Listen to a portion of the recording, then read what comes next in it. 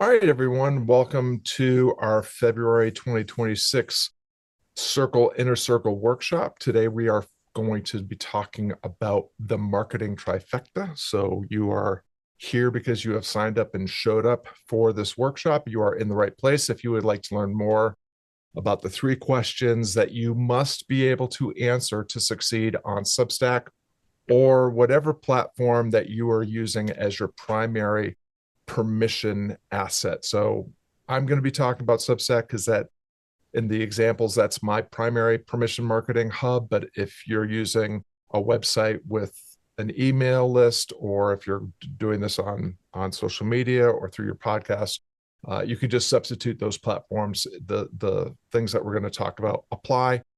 Indeed, the marketing trifecta questions are great questions to answer whenever you are trying to communicate and connect with the right people, whether that's on your permission-based asset or your social media posts or your Substack notes or posts or podcast episodes, what have you. These questions are really important.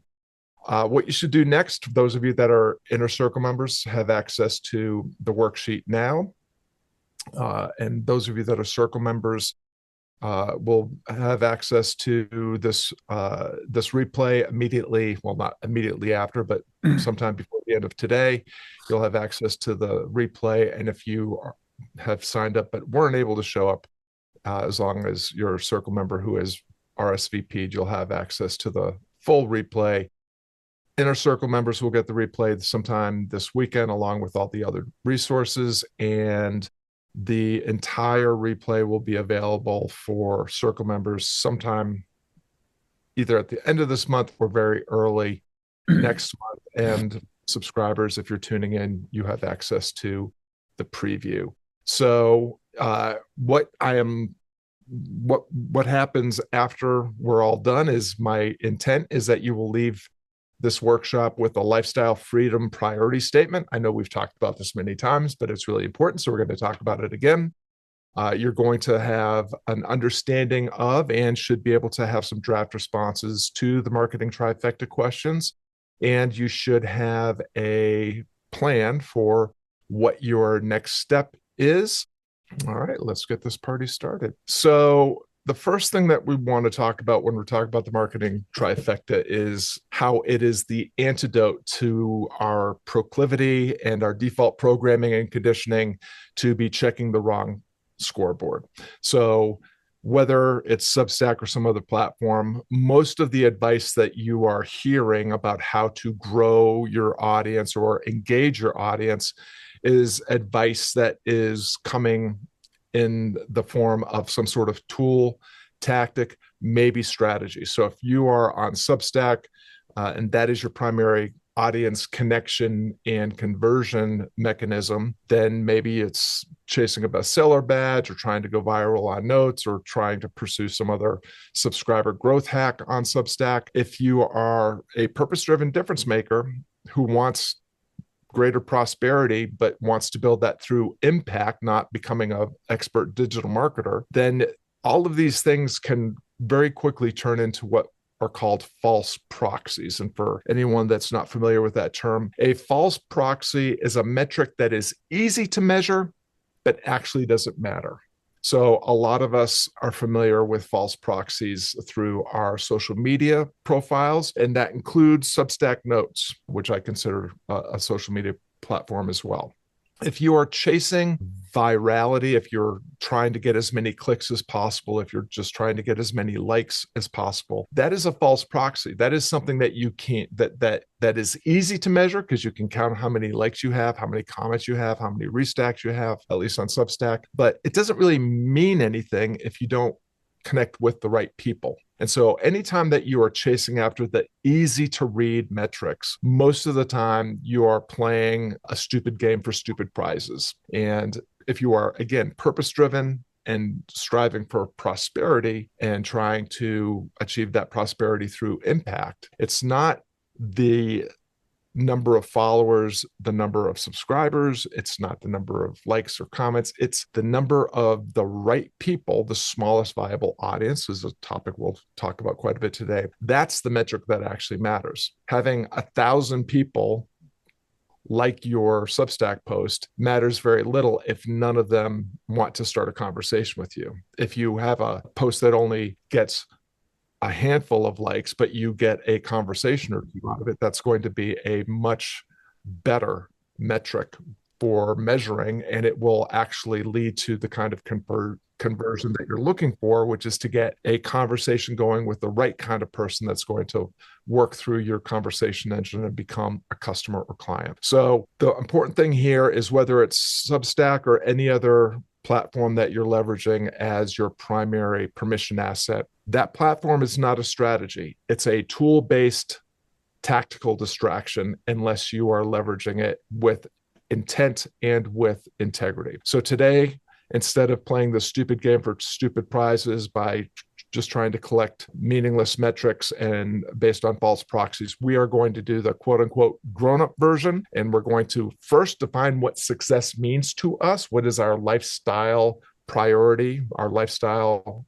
freedom vision? Then we're going to build our Substack or whatever your permission-based asset platform is around your answers to the three trifecta questions, the three marketing questions that are called the Marketing Trifecta. Just a quick note, the Marketing Trifecta and the questions that we're going to discuss all come from Seth Godin's marketing seminar, and they are repackaged and framed slightly differently in his book based on the marketing seminar called This is Marketing. Just for those of you that aren't familiar with my context with all of this, I am a graduate of Seth Godin's Alt MBA, which was the program that preceded the Akimbo workshops and the marketing seminar. The marketing seminar was the first of the Akimbo workshops. I was part of the initial coaching team for the marketing seminar. After going through it twice as a student, I coached half a dozen sessions or so before I became a head coach in the freelancers workshop and the creatives workshop. So I'm very familiar with these questions, with this whole approach that Seth uses and talks about in the marketing seminar and This is Marketing book. The first thing that I would encourage you to do is to answer this question. And again, you can substitute whatever your connection platform is for Substack if you're not really on Substack or leveraging Substack as your communication distribution channel. But in one sentence, on Substack, success means what?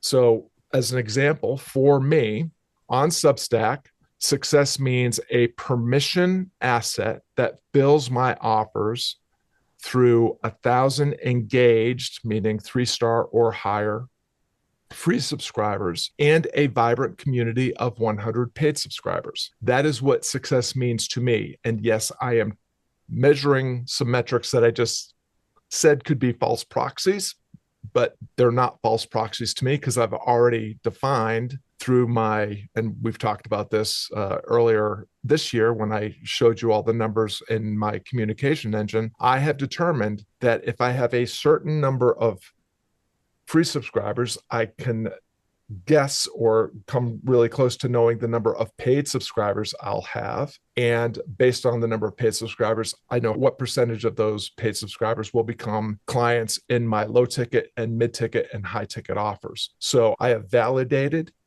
that these metrics matter to me in terms of that, of confirming or being able to forth an assertion or a hypothesis about what it takes for me to get 10 Voxer Velocity clients and 3 Cornerman coaching clients.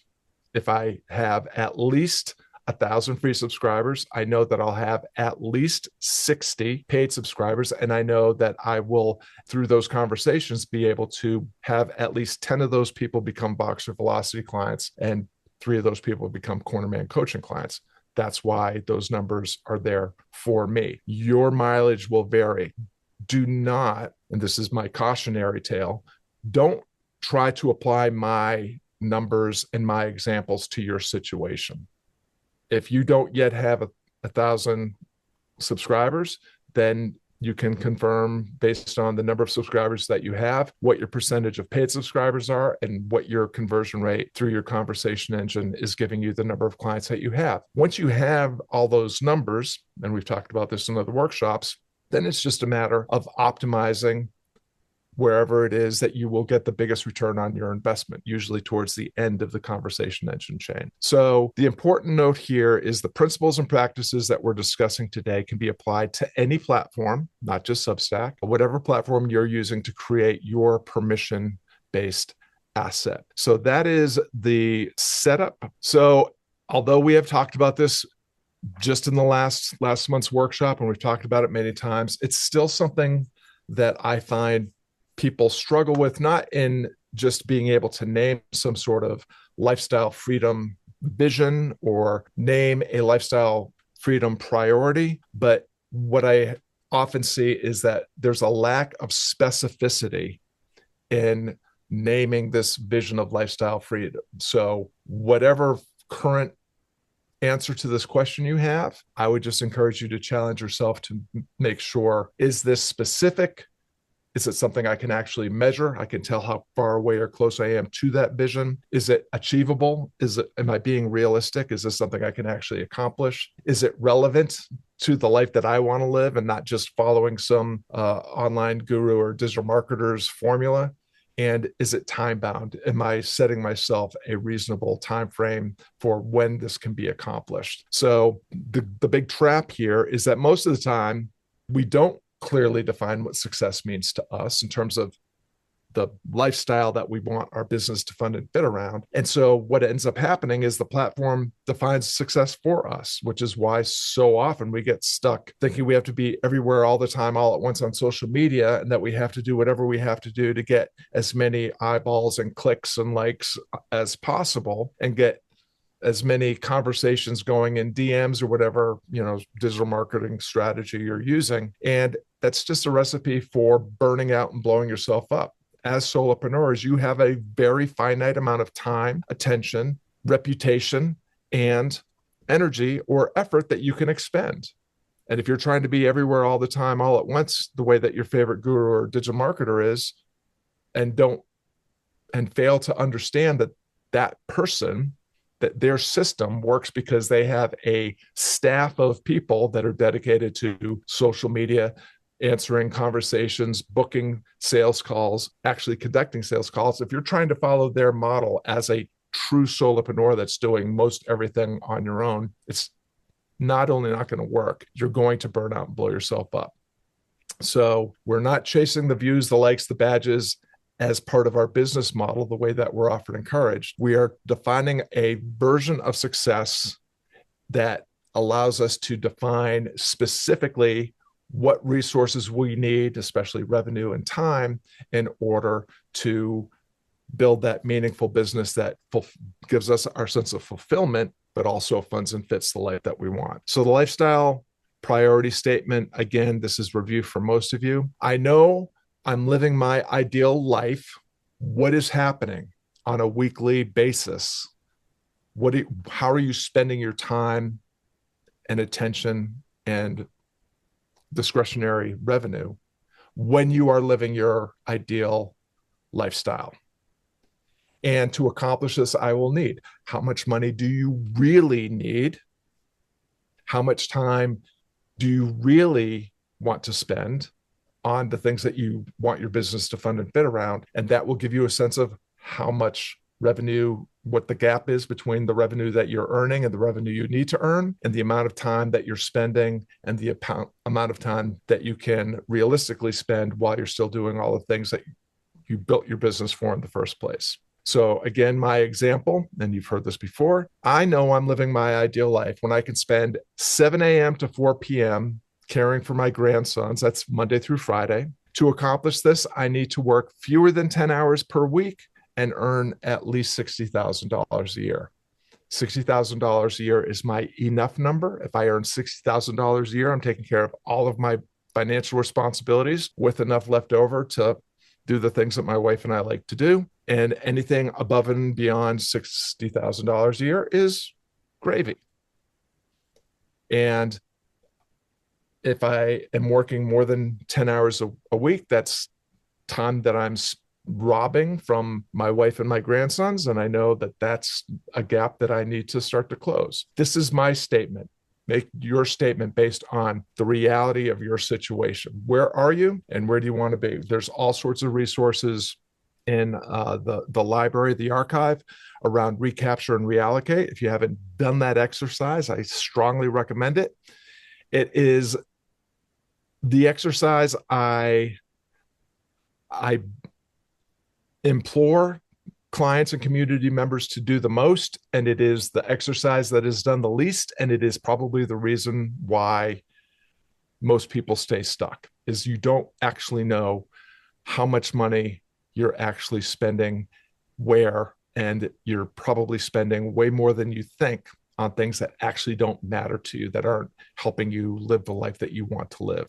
So my encouragement here, if you have the worksheet, is to write your lifestyle freedom priority statement. Keep it specific, keep it in a time window, know the number of hours that you need to work, know the amount of revenue that you need to raise in order to hit that ideal lifestyle that you want to live. The lifestyle freedom vision statement is your ruler.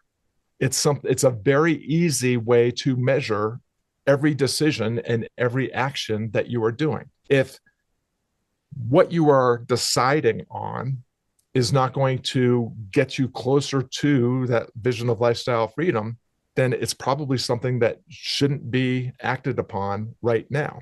If it's not getting you closer to what you want, it automatically is getting you further away. Because if you're just adding another thing to your to-do list or adding another thing to your list of responsibilities, then you are creating additional drain on your precious resources of time, attention, money, and effort that are not getting you closer to what you actually want. So your lifestyle vision statement, the more specificity you have and the more actual detail you have in your numbers in terms of time and revenue, then it becomes really easy to start making decisions quickly in real time about what you should do and what you should not do, and maybe what you should stop doing. So the ruler becomes a filter that helps you weigh every tactic that and every trend and every temptation that you have, whether that's on Substack, when you're considering a Substack's boost, a sprint or accelerator or a mastermind, or some sort of Substack guru growth hacking workshop or course. And you can actually start making decisions based on, this is what I need to do to help me achieve the things that I want to achieve. So with that, we're going to talk about the marketing decisions that actually support your definition of success. And the key thing here, again, is we have to remember that Substack is not a strategy, and it is not a tactic. It is simply a tool. It's a platform that actually has a collection of tools: posting, notes, email, podcasting, lives, that you can use to serve your tactics for creating engagement with the right people. And that should inform and promote your strategy for initiating conversations with the right prospects and leads that will help you turn good prospects into great leads, and great leads into perfect fit clients. That should be your strategy. And tactically, how you're starting those conversations and moving those conversations along should be employing just the tools that you need and nothing else. And that is how you're going to fulfill the principles of having an irresistible offer, an eager audience, and a system for getting that offer in front of the right people in your audience so that you can fund the lifestyle that you want. That's your philosophy, is your lifestyle vision statement. So if your Substack or whatever platform you're using is stalled, you don't need to churn out more content with or without AI. You don't need to use more of the tools that are available. You need more clarity about what your actual goals are and what your actual strategy is, and how you can leverage the tools and tactics that will actually help you achieve the tactics and strategy that will help you achieve the goals that you want with confidence. So you need more clarity about your goals and a strategy you can confidently execute based on philosophy and principles. Philosophy, what do you believe? What is the vision? What is the overall goal, the lifestyle vision that you want your business to fund and fit around? And principally, what are the 2 or 3 things that need to be true in order for you to achieve that vision? All right, we're just about to get to the marketing trifecta questions now. Okay, the marketing trifecta. Again, this is Seth Godin's intellectual property. It comes from the marketing seminar. It is explored a little bit differently in This is Marketing, but the marketing trifecta are 3 questions that if you answer them cleanly, your writing will get sharper, meaning your content creation. Your offers will get clearer, meaning it will be explicit as to the transformation that is on offer and the promises that you can keep for a specific kind of customer. And your marketing will stop feeling like you're performing for a social media platform or for just through your content creation in general. And it will start feeling more like the kind of content that you need to create the connection with the right people that leads to the conversations for the right people that will help convert the right people to be perfect fit clients that you can actually help achieve what they want to achieve or solve the problem that they need your help to solve. The 3 questions are,